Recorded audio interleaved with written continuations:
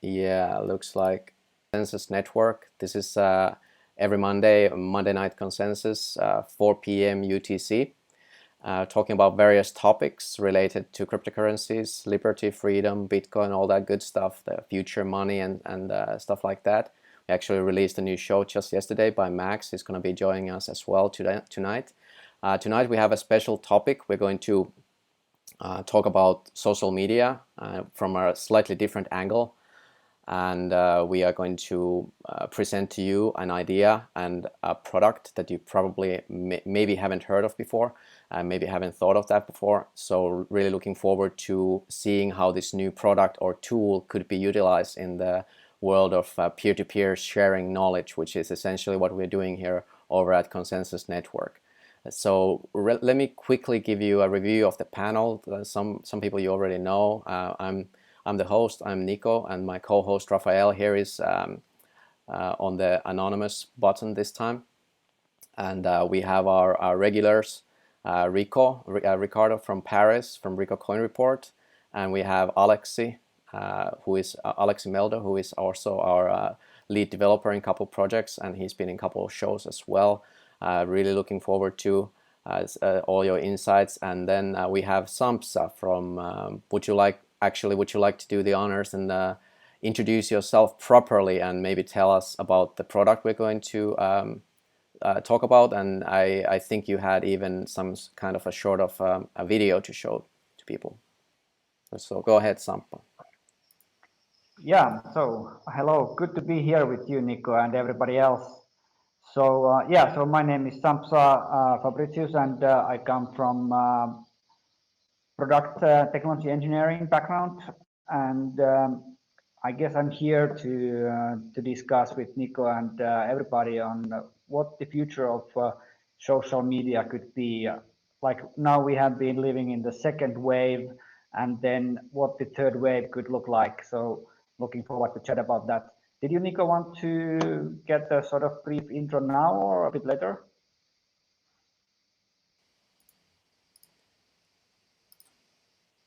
Oh, it's up to you, Samsa. Whichever you prefer. I'm just while you go through your intro, I'll try to see if I can make the video visible for everybody. So why don't you continue with your intro, and then I'll let you know when I'm ready with the video.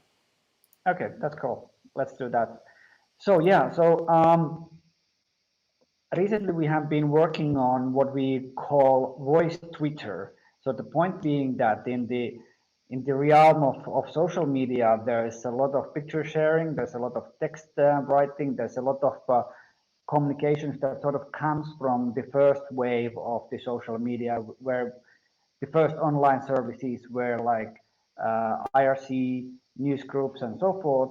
And then the second wave of the social media has been more about sort of different type of communities, maybe even less about the closed or engaged communities and more about broadly open social conversations in a Twitter-like fashion. So now the question is that what the third wave of community online medias would look like.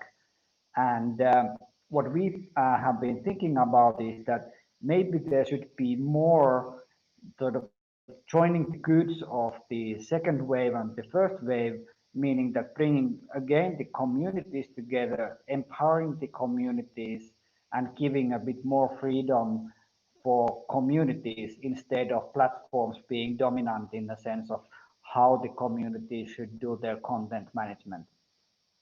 So with the voice Twitter, what we want to do is to give a place for people to share their voice, which we understand as a voice blogging. So you can do your chatting on the go, much like you would do a webinar, very easy. Just go ahead, invite your community to comment, and then basically pull together the conversation out of that. Maybe it could be like hashtag consensus or hashtag blockchain, and then people can join in and follow and contribute for the conversation going on. So that's basically what we have been working on, and looking forward to hear more thoughts on how it should evolve. Um, if you, Nico, want to shoot the video, if you have it there, that would be maybe good. Yeah. Actually, I just got it ready here, and then yeah, that's I'm super excited about the product that you have, and that's precisely why I invited you to the show because I figured it's something definitely worth sharing, and I would also really encourage the audience to participate in this one. Maybe throw in some tough questions, ideas, whatever you have. And yeah, I think we can have ourselves a nice talk. And I do remind everybody who is watching, we are launching another show, a new show today after this. So definitely you want to stick until to the end and then probably catch the next one as well. So without further ado, let me just mute myself and I'll roll the video. Hopefully it will work. Hold on a second. It appears that the video sound didn't work, unfortunately. That's probably the stream issue. But I have dropped the link on that video in the chat, so everybody can just check it on their own time. Picture tells more than 1,000 words, and video more than 10,000, I believe. So I think that's probably worth to check it. It's just 1 minute or something like that. I do hope that the sound was not permanently messed up by me fiddling there. I do apologize for that.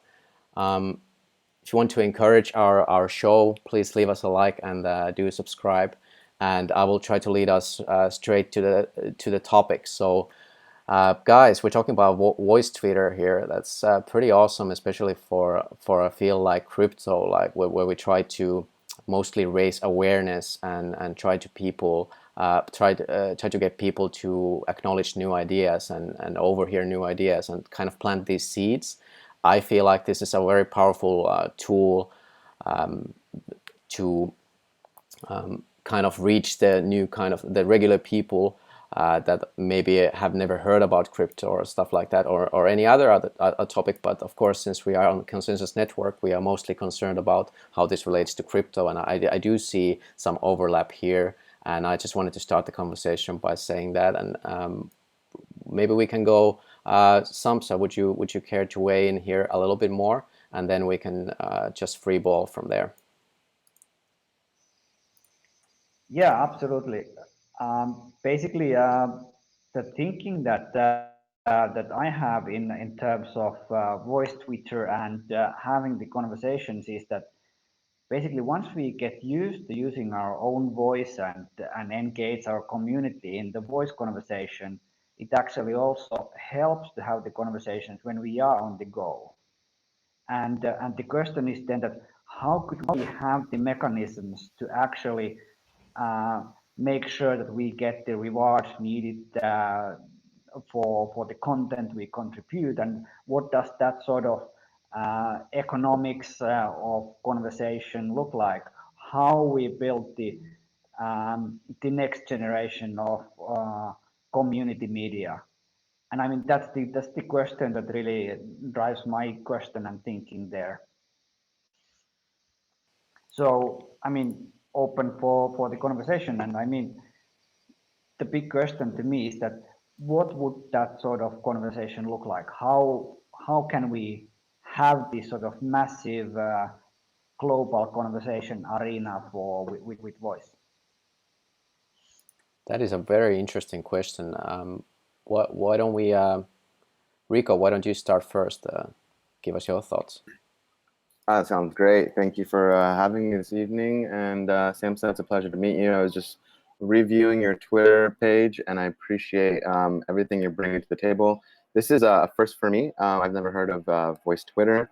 It sounds legit. It does sound a little scary from somebody who doesn't like to have his information out there in public. But I guess in a sense, that's where we're going, is being able to actually use your voice to talk to people.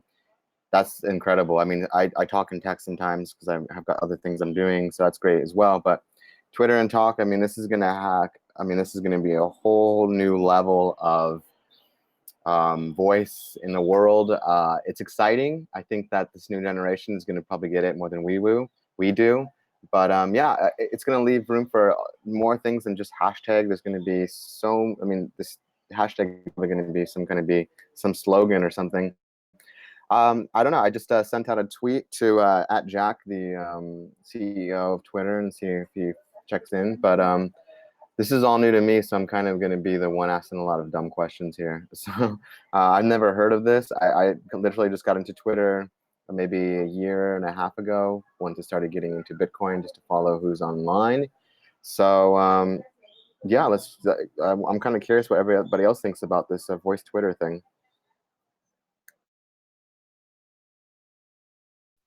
Well, I think that idea is great, and I mean, I'm not really a big fan of social medias exactly. I did start a Twitter account myself maybe a month or two ago, just to check out some news and all. But I think this voice Twitter has some. It could be a big thing. I mean, like I, for example, like to send voice messages much more than texting and typing messages because it's so much faster. I can do it on the go, and it doesn't take so much time to get my point out.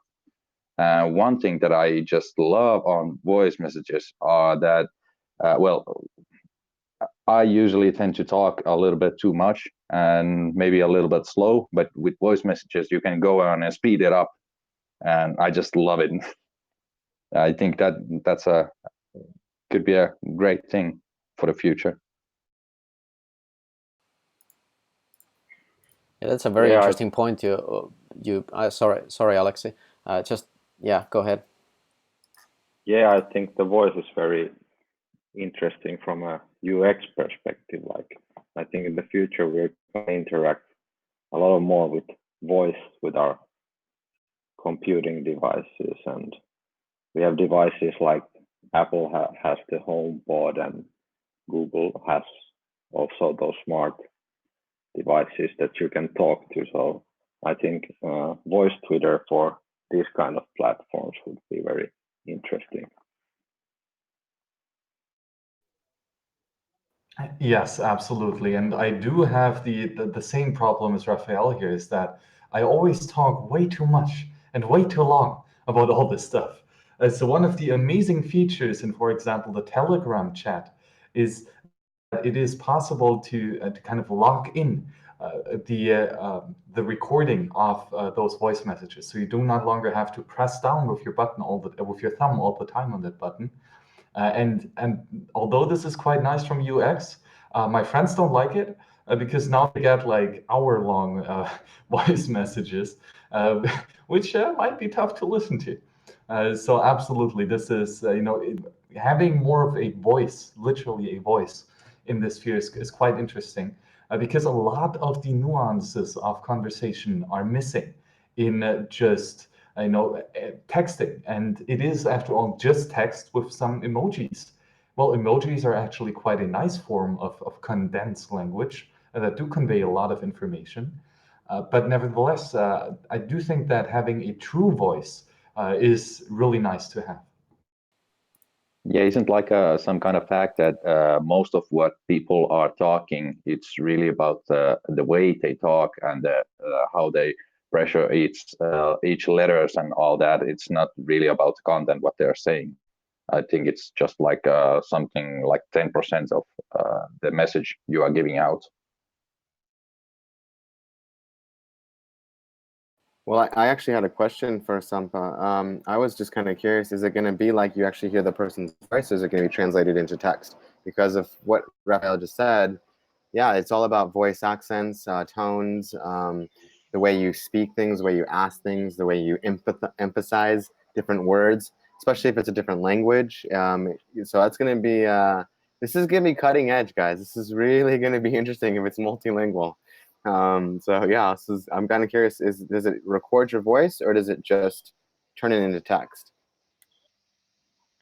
Yeah, that is indeed an interesting angle there. That what is the way to actually then listen to others having something to say, and basically it is very much so that our brains have very adapted to listening others to speak, meaning that the moment our brain sort of gets these airwaves in and the processing starts, one of the first things to happen is emotional detection, meaning that we sort of try to interpret that whether this is a friendly voice, whether it is something else, and basically then to sort of build the mindset that, okay, am I supposed to be interpreting the wordings as a sort of threat or something as an neutral or something that we should be excited about? What is the tone of the voice that is coming across? And then that sort of tunes us in to the conversation. And when we go into text format, then it comes back to smileys and so forth, which then sort of loses us in a sense of conversation. And the smileys are not quite able to capture what the emotional processing does in terms of actual tone of the voice. So, meaning that while converting the voice to text comes with the benefits of being able to read when you are not able to listen, but then on the other hand, we get lost with the actual tone of voice. So I'm not sure if it would be a plus or minus to be able to convert in the text.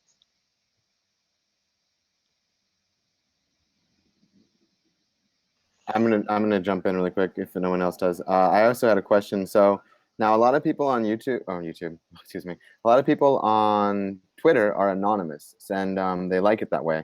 But if you use a voice and it's portraying the person's voice, wouldn't that make it non-anonymous? Because now the person would know. I mean, somebody would know everything that is being digitized right now is KYC. It's got its own information of how to record what you're saying. Google's always recording what you're saying. Facebook has a AI that's recording what you're saying. There's been said to have Samsung's same thing. So I don't know if you're a developer in it, but wouldn't that make it non-anonymous if you heard the person's voice and you could actually, I mean, if you knew the person's voice and they tweeted it and you heard the voice, then you would know that this person is either that person or not. You know what I'm saying? It wouldn't be as anonymous. I reckon, I guess, in the sense that the first beta testing, I don't think it's going to be voice recognition of the actual recording. I think it'll probably be a switch text where the computer reads it. But who's to say? I mean, if it does give you the recording, then that's a whole nother level of I wouldn't say intimacy, but yeah, I guess you would say intimacy. I guess it's a very non-private. Yeah, absolutely. I mean, there is the question of intimacy, but on the other hand, that is the sort of, maybe it is both the joy and the curse of voice, that it is in fact quite intimate, because especially when people are listening to others speak in the privacy of a headset, for example, then it's sort of known that this privacy of listening others to talk boosts the emotional reaction, because you have more sort of permission, the space to experience the feelings. And yeah, then of course there's the anonymity part of it as well. But maybe if someone is very concerned with the anonymity, maybe you would use text to speech to begin with, so then it's not detectable for your own voice. It looks like Alexi has Yeah. a question as well. Yeah, I think there are technologies already that can like convert your voice to another voice in real time. So you could mask your voice or something. Yeah, that's what I was going to say also, that yes, voice recognition is possible, and especially when you go on and put many messages, it could be traced to you, especially by the subject and all. But yeah, like Alex said, I think there is some kind of translators already for those who need it.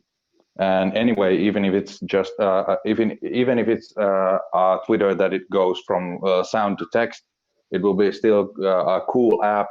It will be kind of like you know, some kind of book where you write all your thoughts or something like that.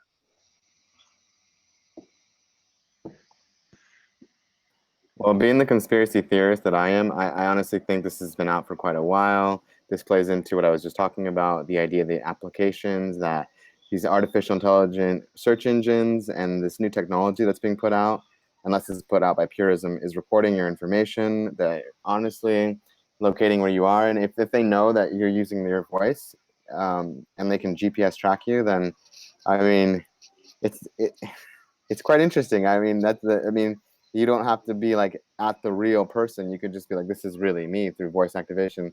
I think it's going to get there. And if it's not there already, this technology exists. So, I mean, they are known for shadow banning in the States. They are very left-sided, I guess you'd say. A lot of things that you want to say get shadow banned. I know that I get shadow banned. I've seen it happen.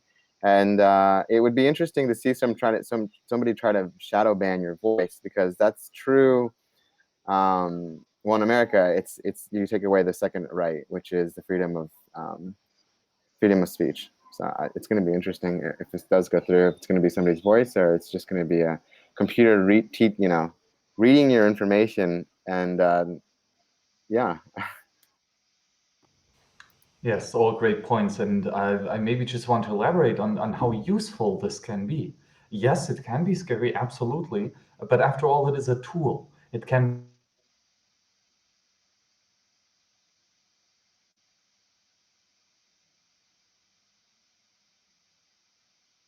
research. This way, with any PDF document, you can actually, and you can turn it into an audiobook with something like, for example, the @Voice Aloud Reader, which is a free app on Android and iOS. And with this, it gives you the power of any PDF document that you want to get this content as a direct mind download, so to say, for all the knowledge that is in there. Plus, you can use this time to be somewhat productive while getting educated. So I'm a big fan of audiobooks, and using such a text-to-speech engine has improved the amount of knowledge that I can take in by several orders of magnitude. So I cannot recommend this enough to at least check it out. And this is a tool. Yes, it can be used for great suffering, and it can be used for censorship, and it can be used for excluding people out of this market. But as any tool, it can also be used positively. And this is where I see the best potential.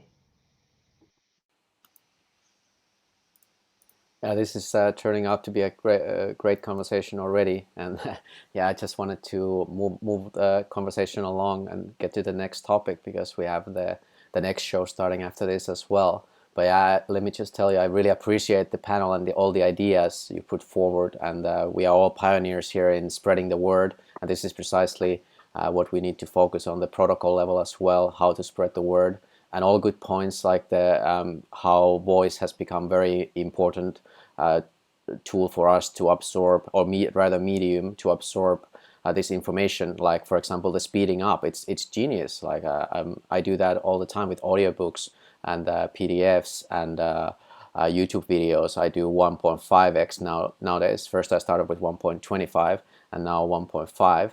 And I do think that's a very interesting point with the voice tweeter. If there's such a speed up function, and there should be, then that's going to greatly expedite the quality we can absorb the information, as well as the speed and how much we can fit in our day.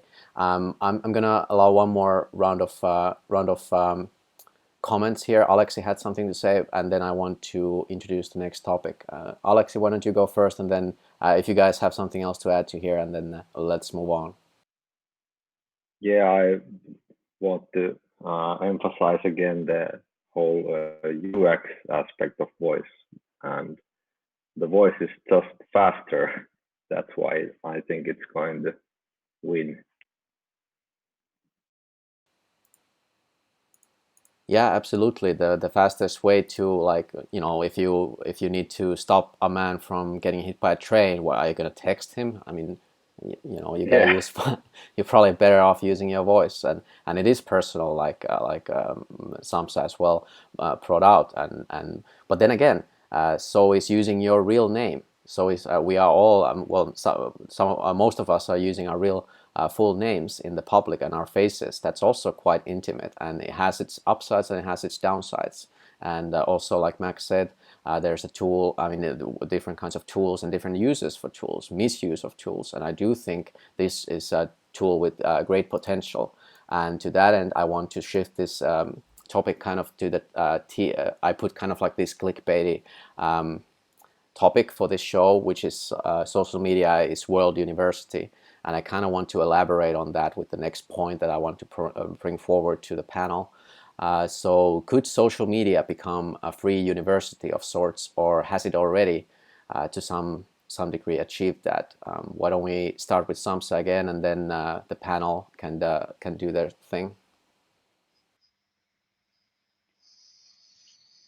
Yeah, it's indeed an interesting question that how things will evolve, and there's of course a huge amount of initiatives going on globally, different ways of building online debate environments and constructive debate environments and so forth. And somehow to me it seems that because of sort of underlying question there is that what is Web 3.0? It's something like 10, 15 years ago when or whatever was the year of Web 2.0 manifest, but that sort of claimed that, okay, we are going to go into the era of dynamic websites, and dynamic websites are going to take over the dominance from the sort of static websites and online communities. And that really happened. So now the question is that what is the Web 3.0 going to look like? What is the major paradigm shift? Decentralization, of course, is there on the table, and so is the community curation models. That how do we, as a community, build new knowledge? Wikipedia is maybe a leading example there, but there are sort of new forms of more community curated, where you create space for more than one viewpoint. And I guess that's the question, that how do we have these multiple viewpoints represented as we move on? Max, you wanted to jump in. Yes, absolutely, because I really want to hammer home this point of how important it is to realize that we live in the age of information, and information is a non-scarce good that can and is being shared freely and openly without pretty much any cost to the content creator. And this means that we now have the possibility of going out and sharing all our accumulated knowledge, all our accumulated understanding, and go out and share it with others. We have the Library of Alexandria in our own pockets, and nobody, absolutely nobody, can stop you from using this library to get educated about any topic that you like. Any topic. You can reach the experts in the fields and talk to them if they are still alive, or watch their recordings and their history if they have already passed. So we have the opportunity of connecting to the experts, and not just some random dudes who might know a little bit, but the truly experts in any field that is of interest. That is so powerful, and that will change everything, and that already has changed everything. There is no way of putting this back into the box. And this is going to be such a liberating tool for humankind. I'm with you on board with that. It's a very liberating tool. It's very exciting, but it literally, you guys, we're going to be connected. I mean, I thought Twitter, people were connected online all the time, but with this voice Twitter, I mean, if you literally have like a Bluetooth piece in, and you can just click a button and you can talk, and the next thing you know, you're streaming your voice on Twitter. Yeah, it is powerful. It's exciting. It reminds me of a lot of movies that have come out where people are literally living dual realities. You've got an online world, which I think we all know what that is right now. It's just a bunch of, accounts with who we appear to be online, and then you've got your real life. It's not as exciting, maybe for some. I find it more exciting, but I think the online world it's a hard thing to grasp, and I think with this voice activation Twitter thing, it's going to be even closer to being able to grasp it, being able to understand that we are becoming the AI in a sense. We are becoming the World Wide Web just through our voice now, it seems like. Yeah, maybe that's the first form of being cyborgs, that we have one ear in the internet all the time. Yeah, I've been thinking about that same thing too. I mean, like we already have the phone. It's connected to the internet. It has all the information. It can make calculations that we can't even think about. And it can find information more than we could even fit into our heads. So we just have to now fit this phone into our brains in some way or something like that. But yeah, I do agree that internet is bringing so much knowledge to people, and I mean it's huge. And this kind of voice Twitter thing, I think it would be really great also, because I mean, like, everything is speeding up these days. I mean, like, everybody has to go on and do more and more stuff. Everybody is becoming even more hurried, and so these kind of voice messages would, I mean, I think it would give you information much faster than, for example, reading a book. Or, I mean, I like to study a lot from YouTube, and listening for stuff with speeded up with, like Nico said, 1.25 or 1.5, and you just learn how to listen to that. I mean, these days I can't even try to listen in a normal speed. It just seems way too slow for me. And this is the way we are going all the time, and this voice Twitter could be a great thing on it. Yeah, I just wanted to jump in real quick and point out that actually Elon Musk said in his recent interview with Joe Rogan, which I highly recommend you watch. It's very entertaining.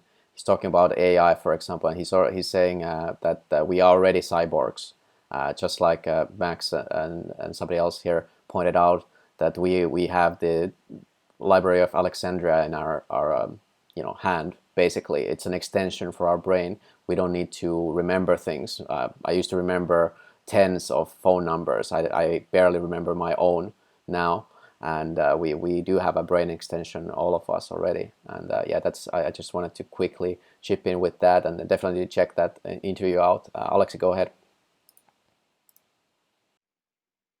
Yeah, I was thinking about the education aspect now that all the information is free and education is free. What will happen to the formal education of, like, going to school and universities? How are they going to be valued in the future? And I heard that some companies like Google and Apple and like of that are already dropping out the requirements for formal education. That's another great point, and that's true. I noticed the same thing, and I think big companies are. It is going to be a trend. People are more and more interested. Entrepreneurs are more and more interested in what the individual can actually accomplish, rather than which schools they sat through and what kind of student loan did they accumulate. I feel like that world has kind of died after internet. But go ahead, Rico. Wow, it's yeah, you're absolutely right, Nico. It has kind of it's definitely shifted a paradigm. It's calmed down in a sense, but it's also become alive in a different mindset. It's a side brain, I think, that we really, you're right, we half of our head does live in a technological world. And I was just thinking, yeah, so if you can start to download this stuff, I mean, who's to say you can just insert a memory chip and download it into your own self in a sense and read it later, listen to it while you're eating dinner, and you're just listening to it. I mean, that's literally what audiobooks are. You're just like taking in information while you're doing something else. It's multitasking to the max. And here's what I was thinking. If they have this technology for Twitter, who's to say banks, businesses, credit card companies, flight companies, hotel places are going to be like, okay, and you're going to say, Google, book me a room at the West Inn, and then they do. And then it's like everything is done through voice. Your voice now becomes your thumbprint. Who we This is the turning point, you guys. This is really exciting. But it is scary. It reminds me of almost Ghost in the Shell, when the very first scene, when that guy's downloading information and it's his daughter singing a song, and she learned like some different African language, and it's just like, this is we're not, I don't think we're gonna get to see that, but maybe we will. Very Matrixy. Reminds me of Matrix.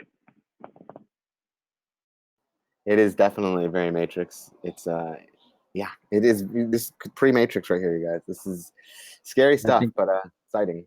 Yeah, I think a big thing that there is that we already have this information, but our brains just can't use all that information or get it or process it in fast enough time for to say. I mean, we have to, like Rico said, we have to go on to the internet and to your phone and play this some kind of information. You cannot just, get it to you and know already what there is. This would be the next step for what I think, when we become this kind of real cyborgs, and when we can really put these chips in our heads. But yeah, I think that's the problem. We are the problem. We are not available to get all this information and process it quickly enough. But we have already the technology for it. Yes, we already do have this technology, and now it is a matter of fact of using it. People have dedicated their lives on building products, building software, building tools that you can use to your own benefit, either to acquire new knowledge or to gather new experience, but also to defend what is yours, to defend your rights. And both of this together, the accumulation of knowledge and the defending of this information. And of course, in the context of information, it's the defending of your privacy. It's not that you have nothing to hide, it's that you have nothing to share. And that's why we need strong cryptography in any decentralized network, including the internet, but also in your money. So working on privacy and anonymity to give you a tool to defend yourself is vitally important, because only in that way can we truly experience the full power of this amazing technology.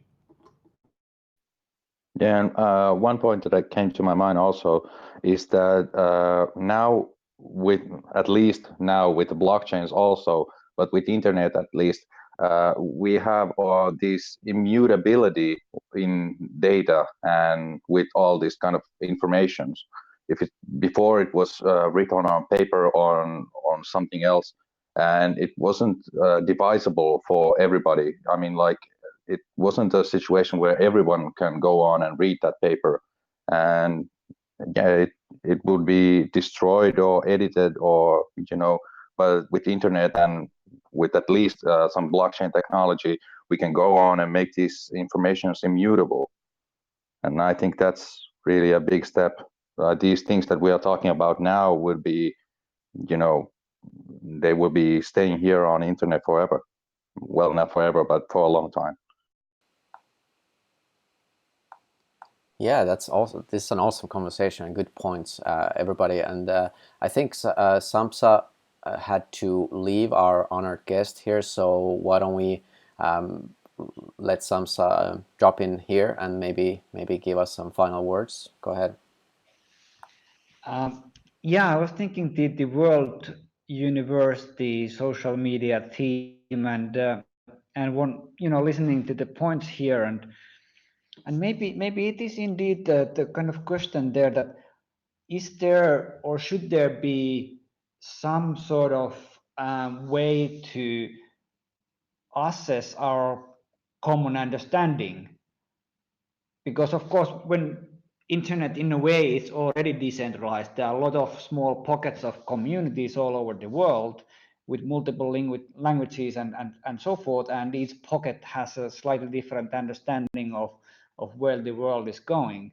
And the question is that, should there be, is it in any way needed that there would be somehow alignment in understanding that what it is that it's going to look like? Or is it better that sort of, if we think biologically or ecologically, usually the evolution requires a lot of fragmentation. So it's actually good that there are a lot of different understandings, and then we'll see what actually happens. I mean, that's sort of how I see the huge amount of fragmentation in the different social media communities, and then the actual learning comes out of seeing that what actually in the end works in real life. And I guess voice there can be helpful in a way that when we understand better the sort of emotional state from where people are coming into conversations, then that helps to build the understanding that, okay, are people willing to do that because, or willing to do something because they are excited about it, or because they are afraid about it, or whatever is the sort of emotional state that people are coming with what emotional state people are coming into conversation. That might then help to build the consensus in a way that, okay, let's take this approach now. Anyway, very happy to have the conversation, and I'll hang out for a little moment, but then I unfortunately need to drop out. Yeah, definitely. Thanks for coming. And anytime you want to leave, just drop in and let us see you out first before you go, and give you one last chance to promote your awesome new product as well. And yeah, thanks for the great ideas. And I'm pretty happy with this. Like what you said about the social media, how it works as an educator, or rather a platform for education. Social media helps you see the big picture, like you said, like where's the shelling points of the society, what are people looking at, what are people talking about, and what is the tone. And I do think that the flavor that voice can bring to those conversations will enrich it and enhance the experience and the learning experience further. And of course, this method of learning requires a lot of humility and the kind of like objectivism that you can be critical of your sources and never trust but verify. So it fits the ideology perfectly, like this self-sovereignty and peer-to-peer in education as well as in everything should be between two parties and no third party involved necessarily. Why would we waste resources that way if we can teach each other, and we can teach as a collective as well, not just one-on-one. And that's precisely what social media does. At least that's my view. Feel free to jump in. Yeah, I think social media is great because you don't have to trust just one source. I mean, like, I'm not sure, but whiles ago, or when there was no social media, you just for getting some information, you had to go on and read a magazine, which the text was pretty, long, and it was produced probably by one or two people, and so you get just one and those opinions. Or you go and watch TV, and there's also this same kind of situation. Or you go on and read a book, but those things are always, you're getting a big bunch of information of one opinion. But with social media, you can go on and get these little pieces of information from various different people, and getting all these different ideas about this certain subject. You don't have to go on and read a whole book just to understand it. And if you would understand it in only this one certain way.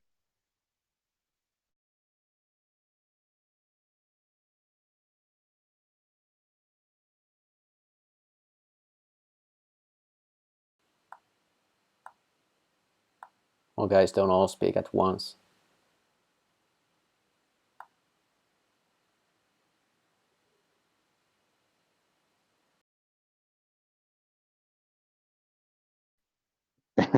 Rico, Max, Alexei, where are you?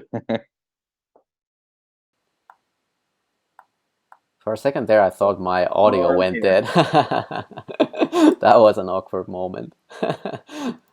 That's funny. Do we still have Yeah, our but guest? again, right here, this shows that there are some important communication skills lost when having such a video conference. And although this video conference is already much better than just being on the phone or just chatting via text, but still here, there is no aura, there is no body language, there is no mimics that you can truly experience. And this means that, for example, right now, like we didn't really know if other people had something else to add. And usually, when we would be in the same room, we could kind of sense this, right? We could maybe see how someone is taking a deep breath and straightening himself to come up with another point. So this is something that is missing in this digital form of communication. Yet, don't underestimate permissionless innovation. So I'm really curious on how stuff like, for example, artificial and virtual reality might end up changing, these types of conversations. And when you have a more immersive conversational experience, what do you guys think? I think that's an awesome idea, and I'm waiting eagerly to get our next show into VR. I think we should give Samsa a turn now. He has his hand up. Go ahead. Yeah, I was wondering what he just said about the sort of interpreting the body language and so forth.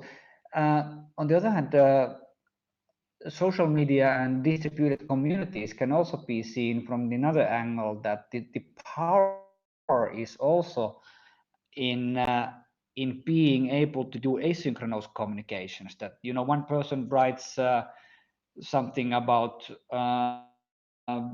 his or her expertise offline, and then others will sort of come back to that much later and join the conversation when they actually have a good moment.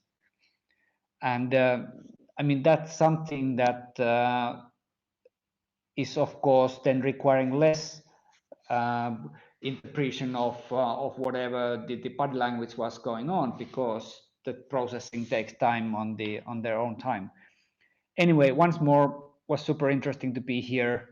Now I need to drop out and have a great conversation.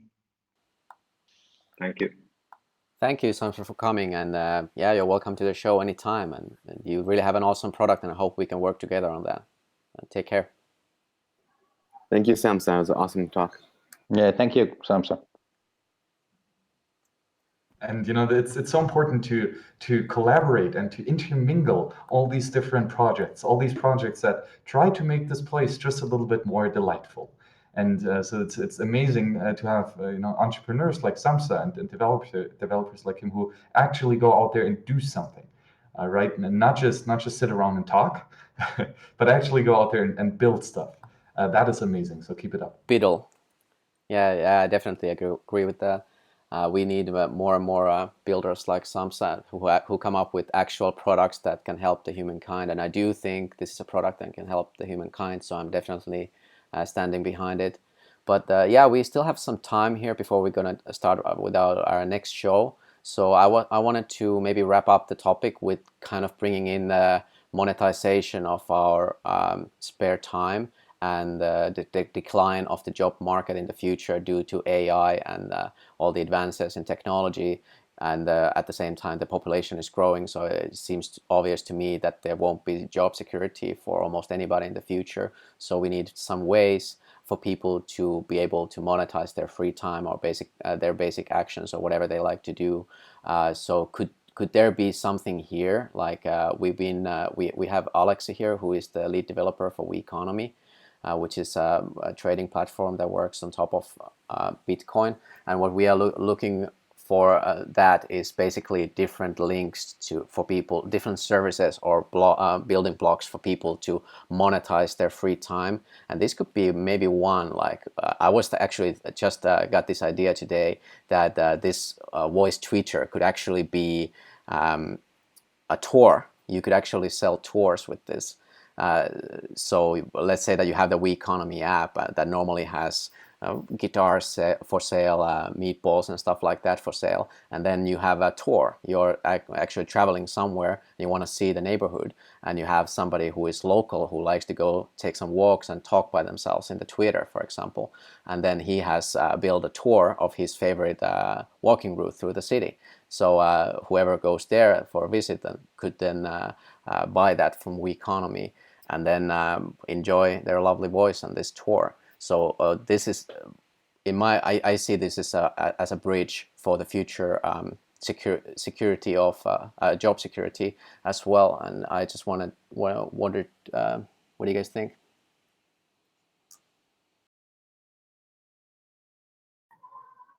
I'm so sorry. Can you repeat the question? I didn't get it. I kind of jerked on me. Well, basically, is there a way for this kind of social media, especially since we've been talking about the voice Twitter here, is there a way for us to kind of monetize what we do for fun in the future, maybe using these kinds of tools, like for example in the case of We Economy?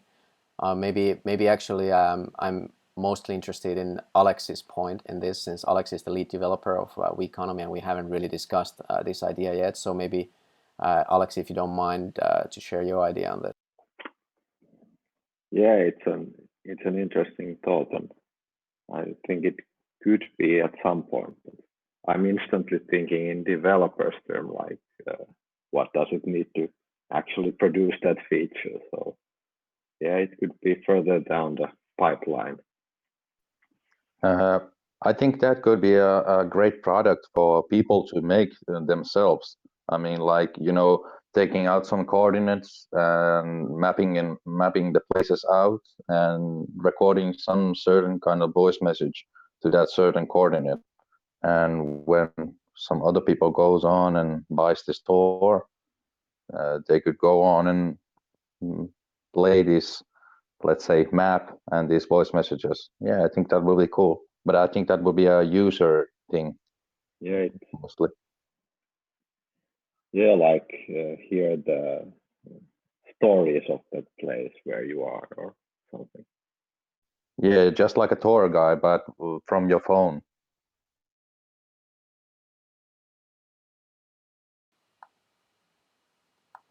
Yeah, I like that idea. It could be as simple as you go to a cafe and then you sit down for a cup of coffee and you check your app and you check if somebody had a thought there that they recorded, and then you can kind of like be transported to that moment and that thought that the person thought while they were sitting in the very chair that you are. So it's a different way to connect with people. I kind of like that.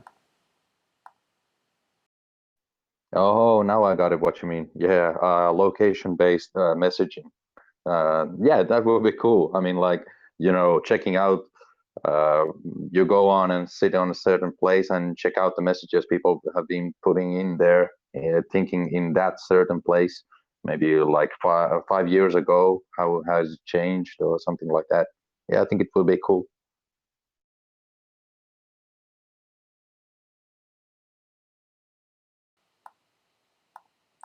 Max, do you have something to say about the monetization of one's free time in the future? I would really like your thoughts on that. Oh, this is really interesting because well the question is, what are the incentives of getting shit done?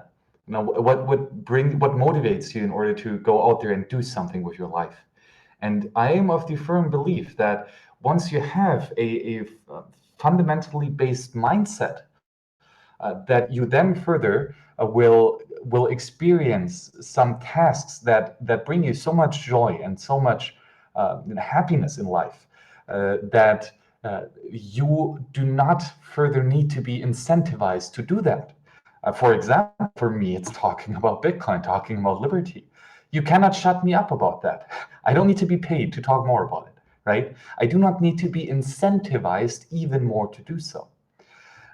What a wage is, what a payment is that you are not motivated intrinsically out of your own out of your own, how could you say that, a conviction, of this system or of this task that you're doing. And therefore, someone has to incentivize you to do stuff that you otherwise would not have done, right? There's always opportunity cost involved. So it's always curious to see when and where you need monetization and incentives. But I agree with all that you said, that you can create beautiful game theoretical structures that although you do not necessarily need the money to be incentivized to do that, but it means that you can even further be paid or be supported in a sense for doing the stuff that you love about. So, for example, donations and like the consensus donations for additional high quality gear. This is something that we don't necessarily need, right? We're already talking right now without having this incentive. But having this incentive just gives us this extra little notch of doing the stuff that we love and dedicating even more time to this.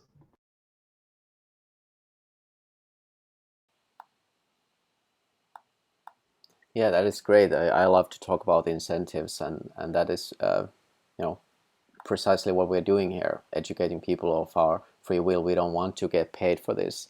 Our payment is kind of like the better tomorrow that we are all building. And then of course everybody has their own business and stuff, but certainly the education we offer here is free. We take it for free, we give it for free. That's how it works, and I think it works great in social media. Alexi, go ahead and jump in. Yeah, about the incentivization and monetizing your spare time. I mean, I think it's like these days, what gets people out there is like games like Pokemon Go.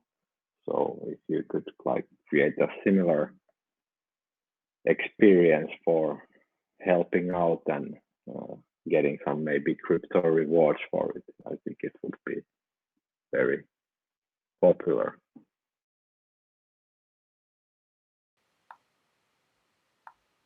Yes, gamification is a big thing in all the apps basically. If you can make using an application that is useful to you addictive, I think you're in pretty good business.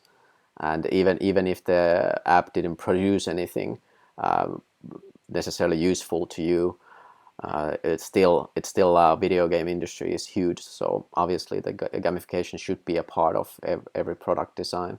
And I really like the idea in this context as well, because you can really incentivize people to do those. You can have bounties, and people can complete tasks and find meaning through that as well. Like if we go back to the job security, which normally brings people, alleviates the uneasiness when you have a job and you know you can provide for your family. But then how about in the future? How can we get this? How can we best alleviate the uneasiness? And I think we're going to have some kind of sharing application like this that extends beyond the actual just exchanging goods, but rather also companionship and yeah. I think that's something that is very real, that it's going to happen soon, and sooner than most people think. And most people still think, I think, well, I don't know most people, but a lot of people seem to think that if you go to a university and you get a huge loan and you get a degree, then you have job security for life. And I hate to tell that to people, but I don't think that's going to happen anymore in any kinds of fields. I mean, you have to be really good, and if you're good, you don't even need universities. So to be I think most people will be unemployable in the future. And yeah, I think we're going to wrap up here as well. So let's go one more round around this topic, and then everybody can finish up, and then we can welcome our next show. Rico, you can go first. Yeah, well, I just wanted to touch on game theory a little bit. I'm not a gamer, perhaps, I played Game Boy. That's part as far as I go. But I I look at life as a game. I think that in a game, you're just trying to get some kind of, to get to something, to get to somewhere, whether it's some kind of coins or whether it's like a first shooter game or something. And in a sense, that's just a replication of life. People check out and to go to a game because it gives them that release. You can step out of the seat, you can go play a game. It's all virtual, it's all good. And now it's like people don't realize that your life is in a sense a game. And if they can get you early on, if they can get you out of high school, if they can get you into the military, if they can get you into anything where they take away your decision, you have forfeited your game theory options. You are no longer free. You are somebody's B. You are to be told what to do. And even when you are taking out these massive loans, you literally are trusting and hoping that it goes well. And in this day and age, you can't trust anybody. You have to verify, as Max always says, and it's true. You look at people in front of you, and they've taken all these loans out, and they get stuck in a job, and you know what they end up doing? Just minimum wage work or something like that. And you have to test the boundaries. You have to test your options, and that's what a game's about. That's why people play these games where you can literally do anything. Like Grand Theft Auto. People are doing crazy stuff and they're videotaping it because it's a thrill. That's the enjoyment of something that's not real. You can let go and jump out of a plane and get into a tank, and then all of a sudden go into a helicopter. And it's point in case, guys. This is where we're getting to. It's going to get to the point where that other side of the brain that's in this technological world doesn't want to tap into the reality of what's going on around you. So you have to use the technology in a sense to your advantage. And Nika, you had said earlier that the world has changed so much since the day of the internet and since technology.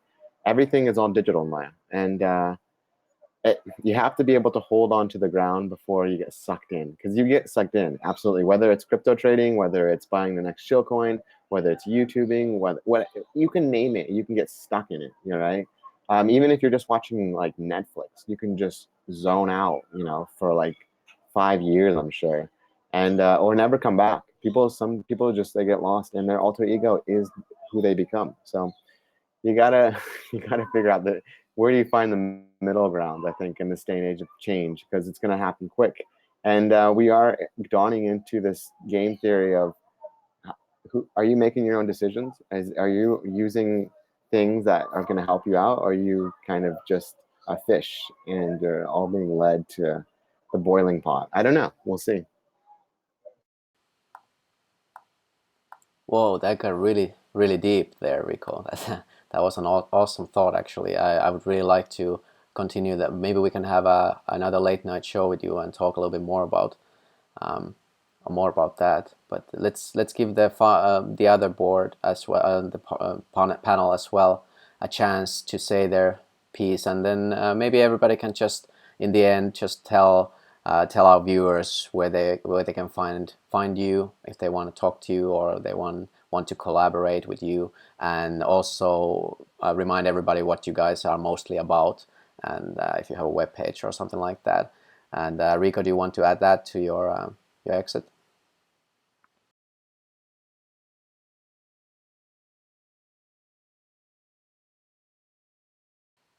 Oh, maybe Rico went AFK. Max, why don't you go?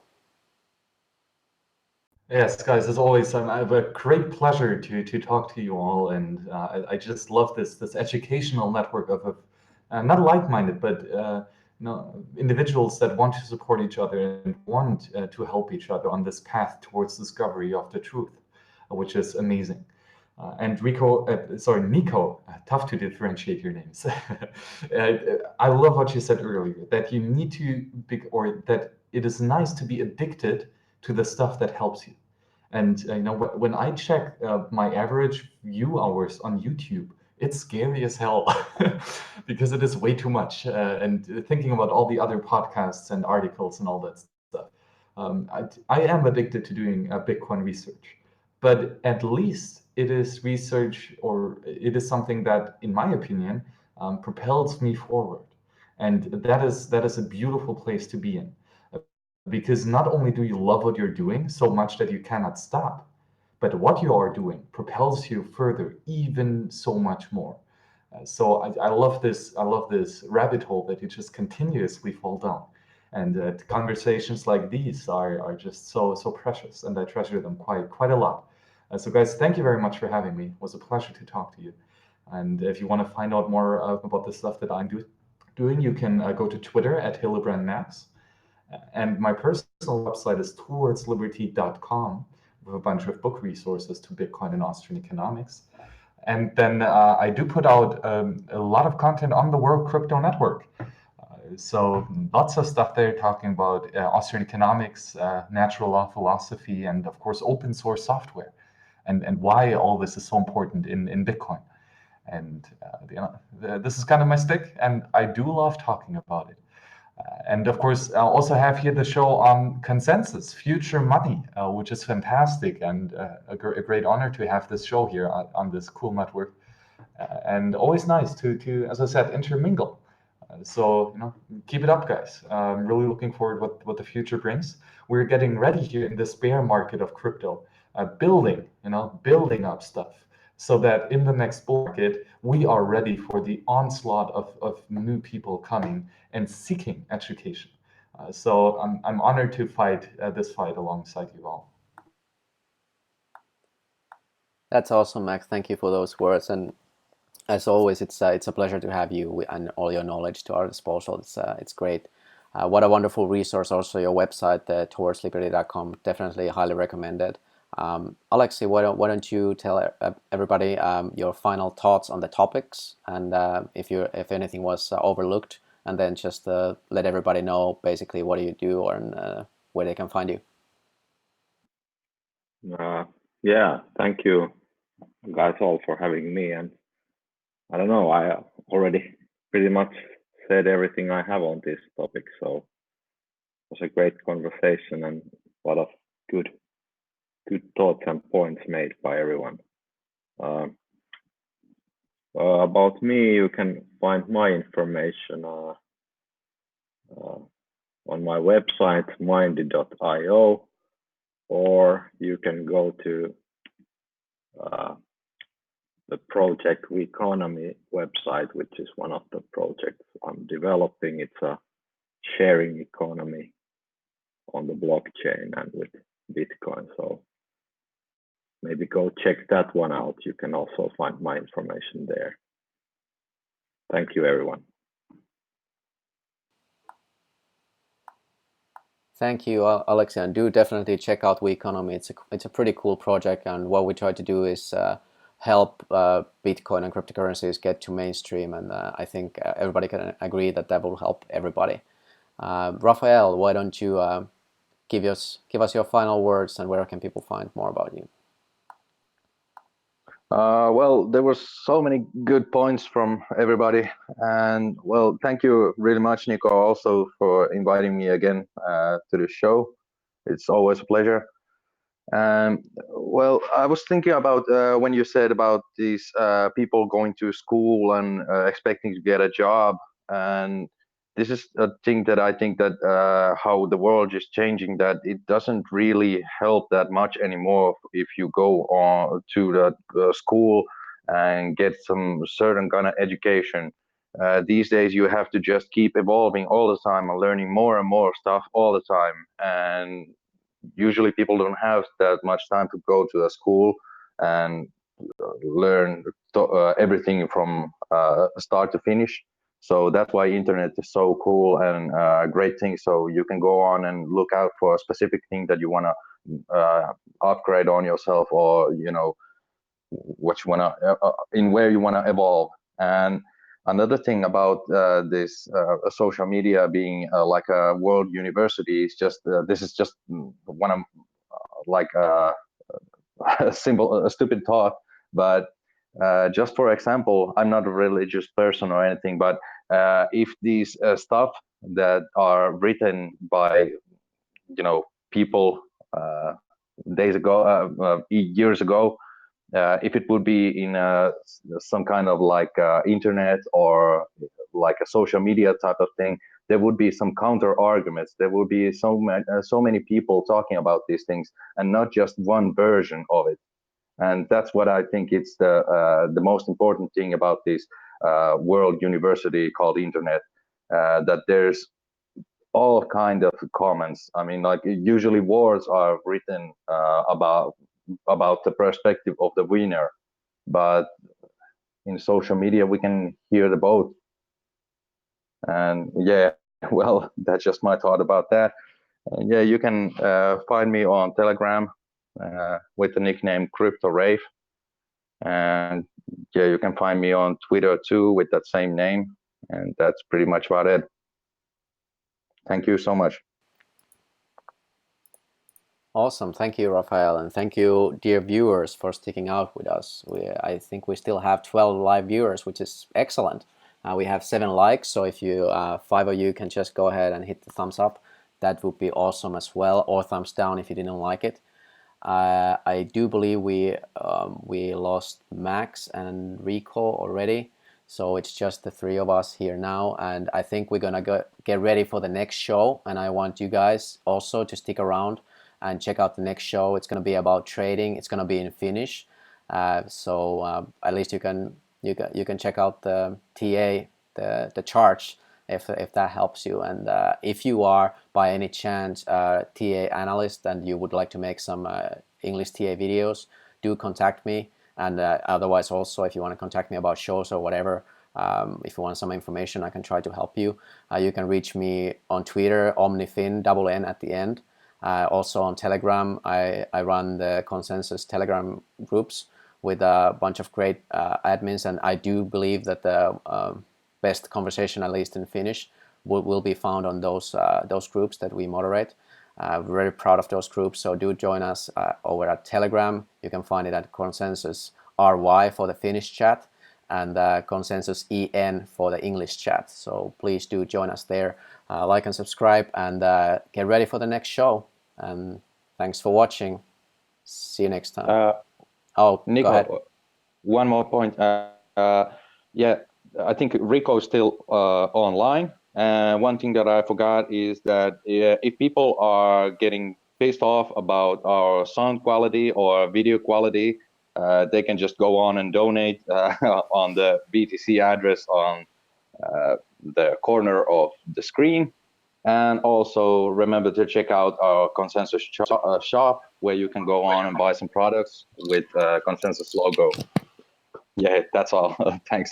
Oh yeah, thanks for reminding, because I always forget. We actually have a merchandise shop for Konsensus merch. At the moment you can get, it's basically spread shirts, so we get like a small cut if you buy some shirts from there. But if you want to support us regardless, at least it would be nice to see people wearing those in the meetups or live streams or whatever. So definitely glad you brought that up. So yeah, like us, and hopefully we'll see you soon again.